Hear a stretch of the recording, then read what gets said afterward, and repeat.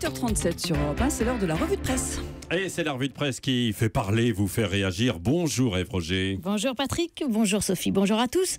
Alors à la une de vos journaux ce matin, on s'exclame et on s'inquiète. Qui s'exclame ?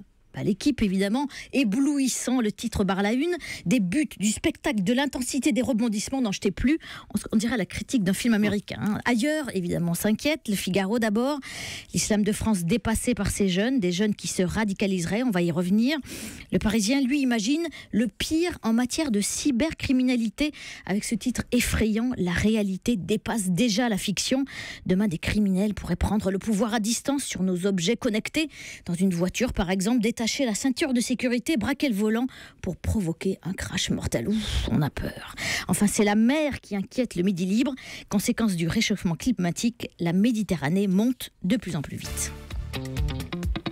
Alors, on revient à l'inquiétude sur l'avenir des musulmans de France qui sont réunis ce week-end au Bourget. Oui, on en a parlé, doubler le nombre des mosquées en 2 ans. On en a parlé de cette requête du recteur de la mosquée de Paris, Dalil Boubaker. Pour l'éditorialiste du Figaro, ce n'est qu'une provocation. Yves Tréhard s'interroge, avec quel argent la loi de 1905 interdit le financement public des lieux de culte? Non, ce qui préoccupe l'éditorialiste, ce sont les jeunes musulmans qui seraient donc incontrôlables, radicalisés. Yves Tréhard s'appuie cette fois-ci sur une phrase du recteur de la mosquée de Villeurbanne. On est en train de perdre la composante jeune et adolescente, a-t-il dit hier. Alors, à qui la faute? Aux responsables musulmans. Selon Tréhard, ils ne peuvent s'en prendre qu'à eux-mêmes. La plupart n'ont jamais montré beaucoup de passion pour affirmer leur attachement aux valeurs républicaines, écrit-il.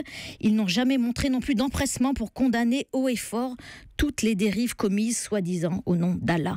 Ambiguïté du langage, non dit, il va donc falloir clarifier tout ça, définir clairement la notion de laïcité, dire s'il faut obéir aux lois de la République ou aux lois de l'islam. C'est le rôle de la future instance de dialogue entre l'islam et l'État, une instance promise par le ministre de l'Intérieur, Bernard Cazeneuve. Oui, et Ève, c'est aussi une question de vocabulaire qui empoisonne le débat, et la RATP en particulier. Et oui, on en a parlé, vous savez, la RATP a refusé d'afficher sur les murs du métro une campagne pour un concert du groupe Les Prêtres, au motif qu'il était inscrit la mention au profit des chrétiens d'Orient, un refus au nom de la laïcité et de la neutralité du service public. Alors face à la polémique, la RATP a proposé une nouvelle formulation.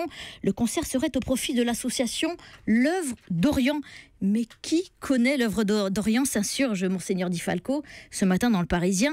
Est-ce le mot chrétien qui leur brûle les lèvres? Et ce qui est intéressant dans ce coup de gueule, c'est que l'évêque à l'origine du groupe des prêtres, Monseigneur Di Falco, dit qu'à la limite, il peut comprendre l'argument de la laïcité, mais ce qu'il trouve insoutenable, c'est que la régie considère que la mention au profit des chrétiens d'Orient équivaut à prendre parti dans un conflit. Et Di Falco d'asséner, les chrétiens d'Orient qui se font massacrer n'ont jamais déclaré la guerre à qui que ce soit. Et c'est le non-dit encore qui prévaut en ce moment au Parti socialiste. Alors oui, il faut lire l'article du Monde sur les préparatifs du congrès du PS en juin prochain. Alors c'est pas que les courants au sein du PS soient un sujet majeur ni incontournable, mais la tambouille qui préside au dépôt d'émotions est savoureuse. J'y vais pas, je te dis, je te lis pas. Alors c'est déjà, nous dit le journaliste du Monde, que le patron du PS, Jean-Christophe Cambadélis, va déposer sa motion, les frondeurs aussi, mais le plus grand des non-dits, c'est Martine Aubry. Que va-t-elle faire? Réponse d'un ministre sous le sceau de l'anonymat. On se pose la même question depuis 10 ans, dit-il. Cette interrogation est l'essence même de l'aubrisme. Et le journaliste de raconter, on a l'impression d'assister à une pièce de théâtre dont on connaîtrait déjà les répliques. Rien ne bouge.